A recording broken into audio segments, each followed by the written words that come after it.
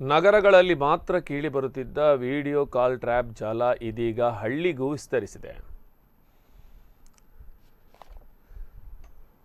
ಕಡಬ ತಾಲೂಕಿನ ಯುವಕನೋರ್ವನನ್ನು ಓರ್ವ ಹುಡುಗಿ ಈ ಕಾಲ್ ಟ್ರ್ಯಾಪ್ ಜಾಲಕ್ಕೆ ಬೀಳಿಸಿದ್ದಾಳೆ.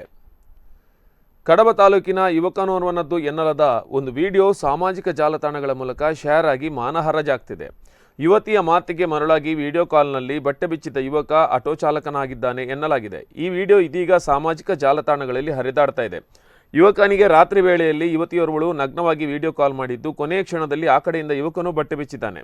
ರಾತ್ರಿ ಹೊತ್ತು ನಡೆದ ಈ ಸಂಭಾಷಣೆ ವಿಡಿಯೋ ತುಣುಕು ಇದೀಗ ಸಾಮಾಜಿಕ ಜಾಲತಾಣಗಳಲ್ಲಿ ಹರಿದಾಡ್ತಾ ಇದೆ.